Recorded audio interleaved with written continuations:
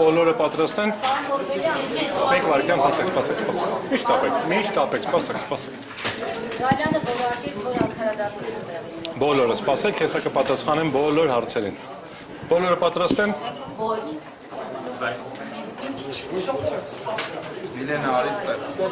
Միլենա տեղ Արիստը կա։ Всё, ես կանգնած եմ։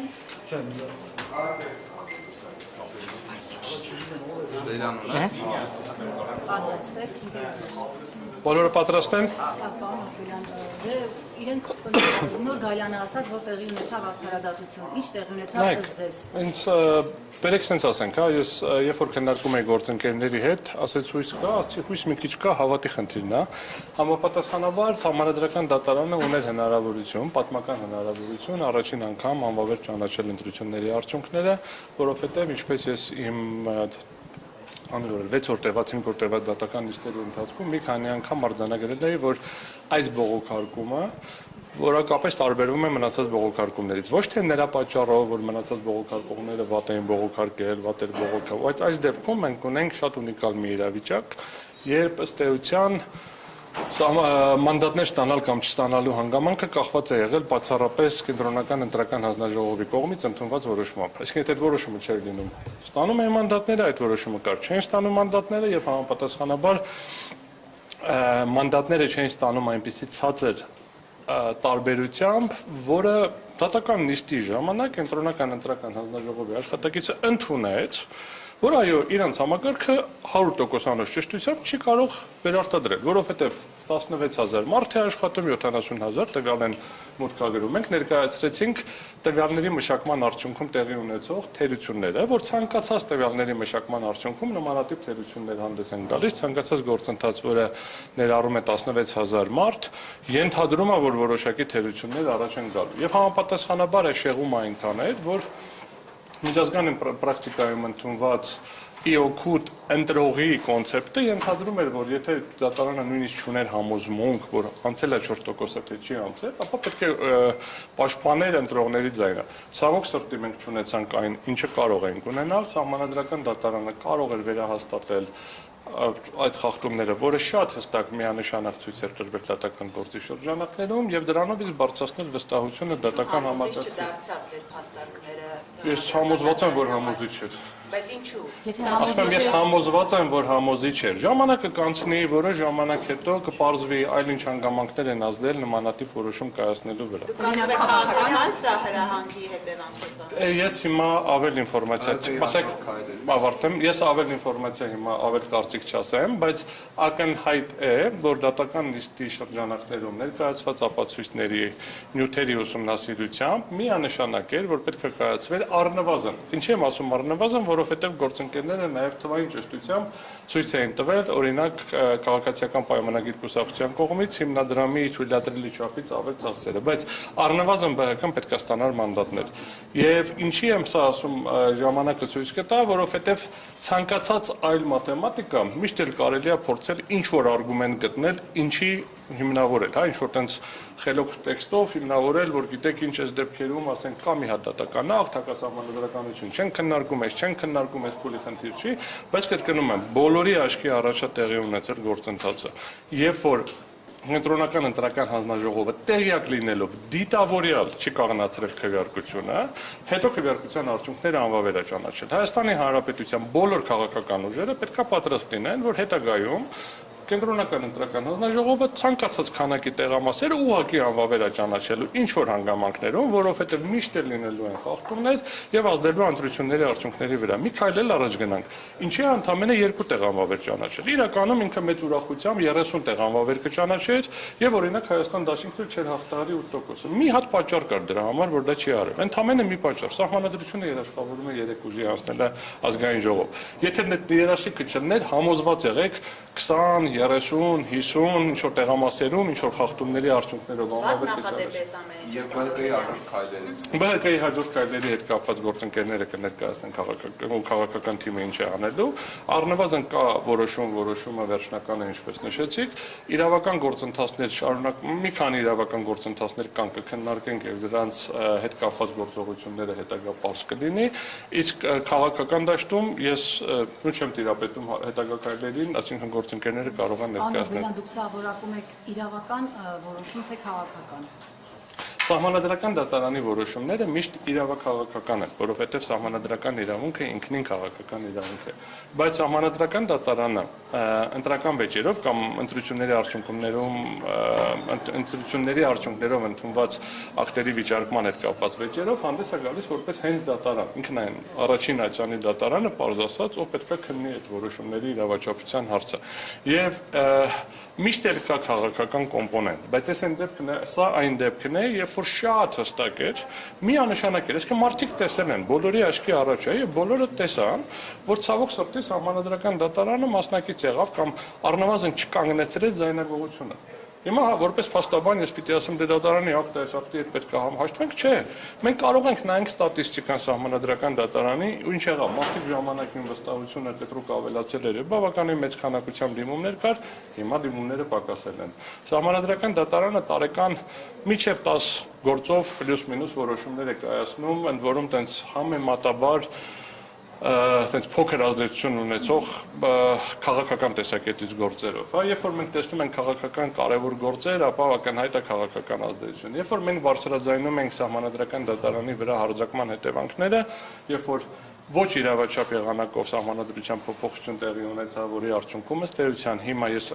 լսումների ամենասկզբում նշեցի Սահմանադրական դատարանի բոլոր դատավորները նշանակվել են մի քաղաքական ուժի կողմից այդ։ Ես ամենասկզբում, երբ որ քննարկում են գործընկերների հետ ինչ ակնկալիք կա այս գործընթացից, շատ պարզ ասել եմ, որ կա նվազագույն ակնկալիք, որ բոլորին պարզ կլինի ձայնագողությունը, այդ ինչ որոշում կընդունի սահմանադրական դատարանը եւ մնացած մարմինները կարող են ժողովուրդը գնահատել եւ պատկերացնել ինչ աստիճան են վստահում պետական սահմանադրական մարմիններին։ Սահմանադրական դատարանը չունի որևէ այլ ուժ, քան վստահությունը, որովհետև չկա սահմանադրական դատարանի հարկադիր կատարման ծառայություն, չկա սահմանադրական դատարանի որոշումների հարկադրանքի մեխանիզմ։ Սահմանադրական դատարանը որպես քաղաքական դատարան, սահմանադրական մարմինների միջև վեճեր լուծող դատարան, մարդու իրավունքների ոլորտում որոշումներ ընդունող դատարան ունի միայն մեկ ուժ, դա իր նկատման վստահությունն է ժողովրդի, երբ որ ժողովուրդը հասկանում է, եւ պետական մարմինները հասկանում են, սահմանադրական դատարանի որոշումները հիմնավորված են, վստահելի են, պատճառաբանված են։ Բայց երբ որ բոլորի աչքի առաջ, ձայնագրությունները կա, լայվը կարող են նայել, ամբողջությամբ վերացվում է պատասխանողի թեզիսները։ Պատասխանողի թեզիսները փորձում են ինչ-որ աչից, ձախից, տարբեր կողմերից մեկնաբանել, չի հաստատվում, եւ դրանից հետո կայացվում է նման որոշում, դա իմ կարծիքով խիստ խնդրահարույց է, փափուկ բառ օգտագործեմ։ Ամեն դեպքում, եթե չեմ սխալվում, երրորդյա ժամկետում որոշումը կհրապարակվի, կտեսնենք որոշման մեջ ինչ պատճառաբանություններ են գրել, բայց մինչև այդ պատճառաբանություններին անդրադառնանք, կրկին ուզում եմ արձանագրեմ, որ սահմանադրական դատարանը ոչ թե դիմող սահմանադրական դատարան վեճի կողմը, որ մտածի այդ դիմողի արգումենտները ինչով կարելի է գեղեցիկ շրջանցել, մի քիչ խելոք տեքստով շրջանցել, ինչ արգումենտ բերել, որ շրջանցել, այլ պետք է հանդես գա դիմողի եւ պատասխանողի միջև արբիտրի դատարանի դերով եւ լուծի կողմերի միջև։ Դե ես ներկայացրեցի նոր։ Դե ասեցի։ Չէ,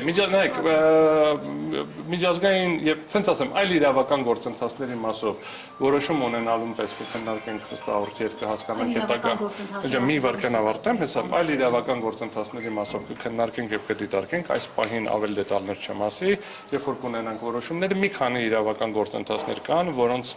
իրականացնել, չիրականացնելու եւ ինչ ծավալով իրականացնելու հարցը քննարկման առարկա պետք է դառնա, բայց մի փաստ մնում է, փաստ, որ Սահմանադրական դատարանը միջև այդ էլ, ասենց ասենք, կենտրոնական ընտրական հանձնաժողովը զրկեց Հայաստանի Հանրապետության քաղաքացիներին ունենալ ռեալ պարլամենտարիզմ, որտեղ իշխող ուժը պարտավոր էր լինելու կոնսենսուսի գնալ, փորձել, բանակցել, քննարկել օպոզիցիոն ուժերի հետ մի շարք որոշումներ, այդ թվում նաև սահմանադրական օրենքներում փոփոխություններ կատարելու հարցը եւ մի շարք կարևորագույն պաշտոններում նշանակումներ անելու հարցը։ Դա ֆունդամենտալ կարևոր գործիք էր, որը հնարավորություն էր տալիս բոլորին տեսնել պարլամենտարիզմը գործողության մեջ։ Ինչ եղավ, կենտրոնական ընտրական հանձնաժողովը գողացավ այդ ձայները, անվավեր ճանաչելով եւ արդյունքում 58500 քաղաքացու ձայն էր, որ սիրում են ասել, չէ՞, մենք քաղաքացիներն են որոշում, չէ, քաղաքացիները որոշել են, որ ԲՀԿ-ն պետք է լիներ կենտրոնական ընտրական հանձնաժողովում։ Մախինացիաների արդյունքում, ներողություն, ազգային ժողովում։ Մախինացիաների արդյունքում, բանի, հա, ցենց որոշումների արդյունքում, ինչ որ մաթեմատիկական աշխարհության արդյունքում եկան հասան նրան, որ վերջում արձանագրեցին, որ ոնց որ թե չի անցել, եւ սահմանադրական դատարանում ունենալով հնարավորություն ձեռքը բռնել, չբռնեց։ Ինչից են վախեցել։ Ինչ ազդեցություն է եղել, ինչ գործընթաց է եղել, թե դա պայմանավորված էր սահմանադրական դատարանի ոչ ամբողջ կազմով քննության հետ, թե դա պայմանավորված էր իմ բերած բոլոր հանգամանքներով, դա ժամանակը ցույց կտա։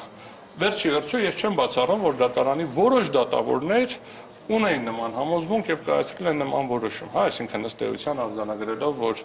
հարցադրումների ժամանակ մենք տեսանք որոշ դատավորների կողմնակալ մոտեցումը ըստ էության որոշակի հանգամանքներին, երբ որ հարցադրումները տալիս են։ Հետևաբար մենք կրկնեմ, հետագա գործողությունները որոշումը ստանալուց հետո կորոշենք։ Այս դեպքում 7 դատավորները առանցին որոշումներ են կայացնում դրան։ Չէ, զեկուցող դատավորը կազմում է, ըստ աշխատակարգի հետևյալն է, զեկուցող դատավորը կազմում է որոշման նախագիծ, աշխատակարգային որոշման ժամանակ քննարկվում է այդ նախագիծը, քվեարկում են, եթե